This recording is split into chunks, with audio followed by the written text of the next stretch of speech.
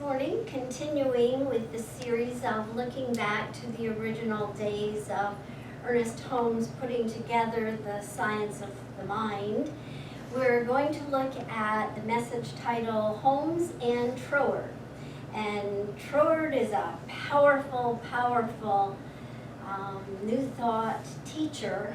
And in one word, what he brought to Ernest Holmes was the idea of law and how God operates as law. So we're doing today a little bit differently. In Fenwick Holmes' book, Ernest's older brother, that he wrote about Ernest, that's where we're getting our main ideas for these talks. And each week, the summary that I've been giving comes directly from him, his words. And today we're going to take the ideas, the main ideas that he put together, and use those to speak about, but tell you what they are first. So number one is this. There are four of them. Number one is, there is an impersonal law of the universe that is creative. So we're looking here at the idea that law is impersonal, and it is creative. So while love, the love quality of God, is spontaneous divine givingness, the quality of law is impersonal. Impersonal. I don't know why I'm saying impersonable. I have to think about that one. It works. I don't think, yeah, that's a different author. Although law cares not what idea of subconscious is placed into it, it makes the way possible for the idea to manifest itself. In Science of Mind, we often talk about law or principle, and we talk about laws or principles. In our humanity, we're looking at ideas like cause and effect. We're looking at ideas of giving and receiving, and using those as teaching ideas. And yet at the same time, there is truly only one law. There is only mind in action. And all of the ideas that we talk about as laws, as principles, fall under that title of mind in action. Mind is another word for law. So law in action. So the way it works is, in the definition, whatever we think, believe in, feel, visualize, vision, image, read about, talk about, all processes which affect or impress us at all are going into the subjective state of our thought, and that is our individualized use of the universal law of mind. So the law is a blind force, and whatever goes into the subjective state of our thought tends to return again as some kind of condition, some kind of form. One of the hallmarks of Troward's teaching that Ernest Holmes most admired was his proclamation of neutral principle. And neutral principle is that very idea that law is impersonal. Because God is infinite and eternal, it can't be considered any way to be personified, because that would be creating limitations of this is what God is and nothing else. And so therefore God, being an eternal essence, cannot be personified. And so therefore there is no beginning, no end, no right or wrong, whatever, in the essence of eternality. This terminology was kind of strange to Ernest Holmes when he first heard it, but his reason and intuition told him that Troward was right. Holmes actually said, so right that it eclipsed anything I ever read. In fact, I couldn't help saying to myself, this is exactly what I feel. This solves the problem of dualism. This is the real meaning of principle. This is the law. Powerful statement, isn't it? Eclipsed everything else that he'd ever read to that point in time in his life. We often hear people when they come into the center here for the first time, they say, wow, that's what I think. That's what I believe. And I'm surprised to hear there are other people in the world that think the same way that I do. Well, you can pretty much imagine that's what Ernest Holmes felt when he read Troward for the first time. Holmes appreciated Troward's clear, well-defined logic He felt a lot of metaphysical authors at the time came off sounding confused. He didn't mean that they were confusing, and sometimes when you first read Troward, we get a little bit confused because it's pretty hefty stuff. But he felt that a lot of the metaphysical writers at the time sounded like they were confused. They were actually literally confused as if they didn't personally understand, or they weren't personally convinced of the topic they were discussing. He said they often came to inconclusive conclusions because they didn't really understand the point they were trying to make. Troward, on the other hand, was systematic, logical, and approaching a topic with mathematical precisions from all angles. There was no questioning his philosophy or his conclusions. Ernest Holmes says, Troward spoke of all schools of metaphysics and Emerson when he said that there is only one mind in the universe and we use it. There is no such thing as an individual mind or an individual anything in its ultimate essence. If there were, then all individuations would be so separate and apart that they would have no way of communicating with each other. They would just jostle each other in space and still not know of each other's existence. Yeah, and I love that idea of eclipses anything I've ever read. I think Sandy shared a little bit about the difference between unity, science of mind, divine science, and that for me is the crux of it, is that idea from Troward that the law operates, and us understanding how that operates in the subjective realm allows us to create that which we desire. So the second idea is just that. We create our own dungeons or destiny by using the same creative power that created the universe. Now that's a Troward statement. I don't know that Ernest Holmes ever talked about dungeons and destiny, maybe destiny, but I don't remember reading dungeons. So in my own words, that would be creating the heaven and hell existence within situations and experiences in our own life. So last week I spoke briefly about the story about the boat, where I was stopped at the stoplight and there was a huge boat beside us and my children were in the car, and I said, "That's my boat," and they were like, "No, it's not," and we kind of laughed because it was just a little aside within it. But I got to thinking about that, when I just say the story, how many people really understand how the law is working for me in that story? Because we can want different things in life, and we do want different things in life. So for me, the idea had nothing to do necessarily with wanting to attract a boat. What it had to do with was my children were young, and when they were young, we did have a boat, and we went boating regularly. This boat wasn't even anything I would want if someone said, "Go and pick out any boat you want," and this wouldn't even be on my top 1,000 boats, because it was a speed boat and it was a race boat, and there definitely wasn't it wasn't devised for or designed for comfort to lay up in the front of it. So it wasn't about the boat. It was about the subjective thought that I was placing into mind. So what was that thought? What for me did I want to activate? And for me, it was family, fun, in nature. And it activated that because we used to go to the inlet and go to Disappearing Island and go out to dinner together and build sand castles and play in the water. And so the idea of boat for me activates the sense of fun family times in nature. And indeed, I have definitely attracted a lot of those with my family.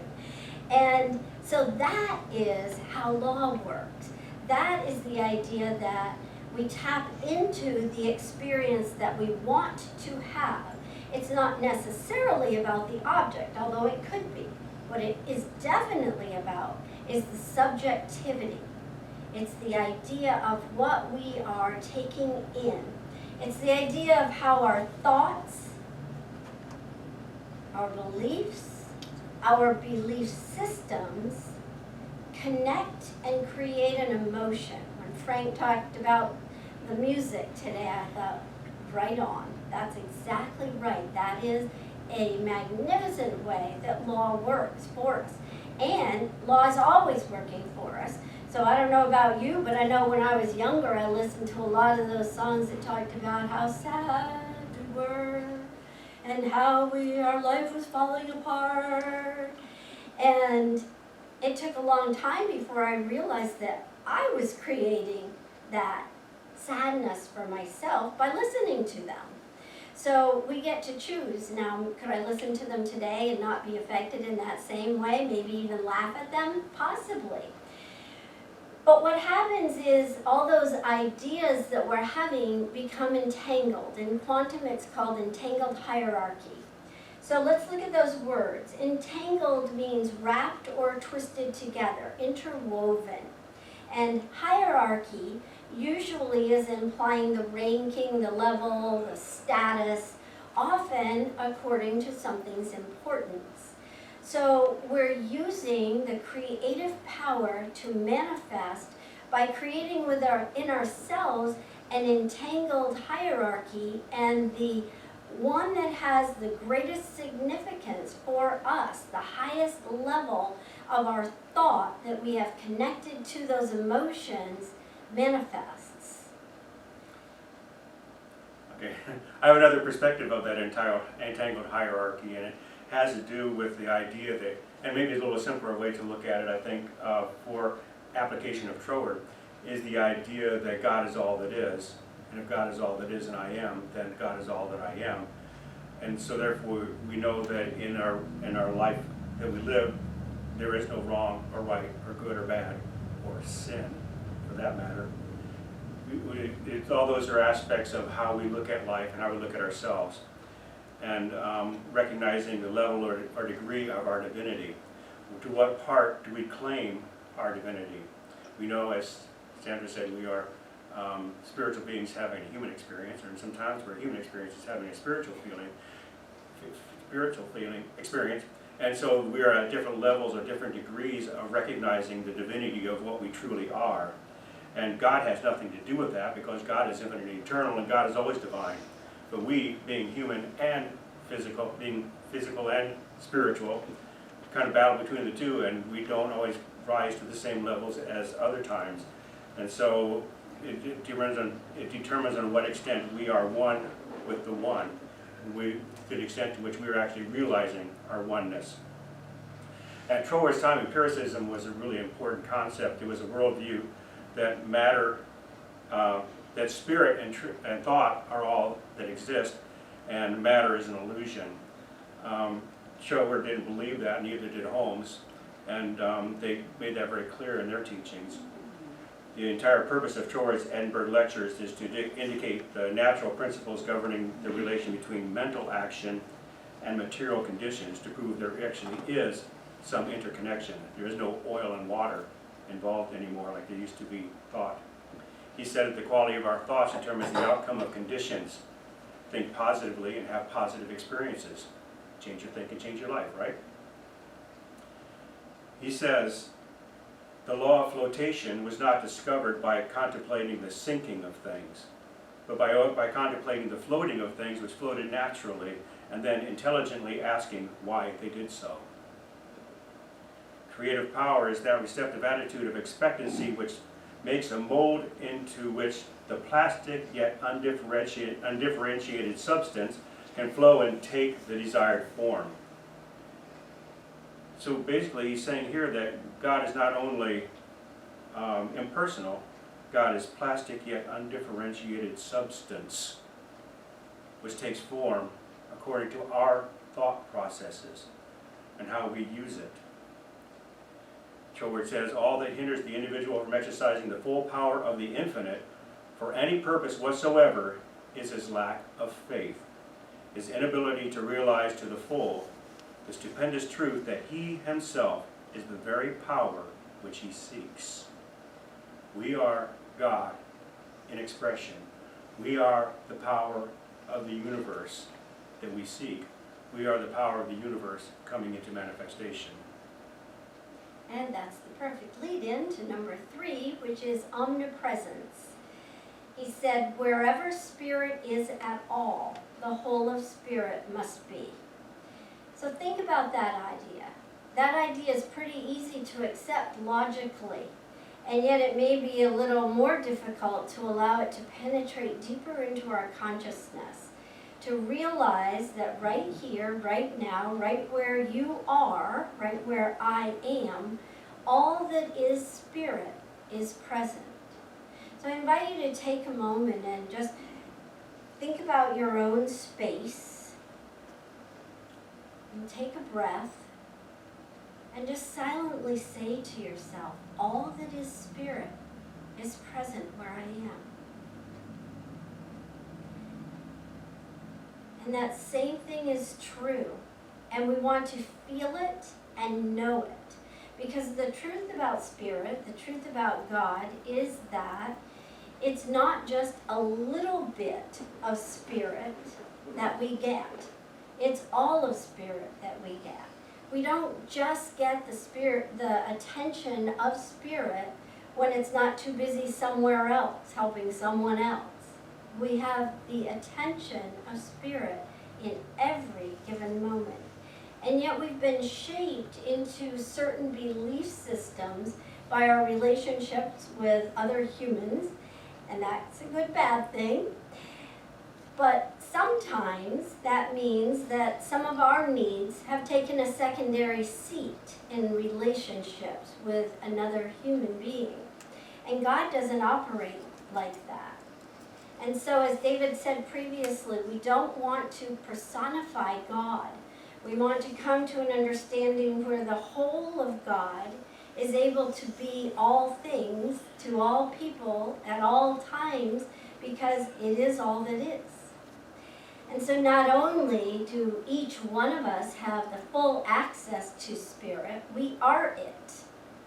Life, then, is simply a matter of awakening to realize that the fullest and best of life is present, that every possibility for revealing healing, regardless of what your need or desire is present.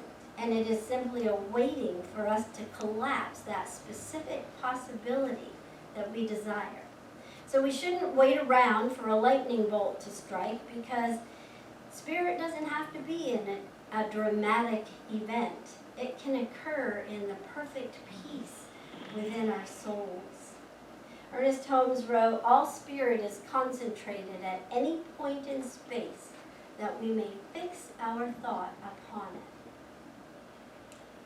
Because there is no spot where God is not.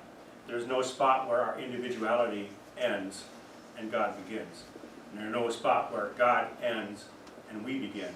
Because if God is infinite, there is no beginning or ending to it.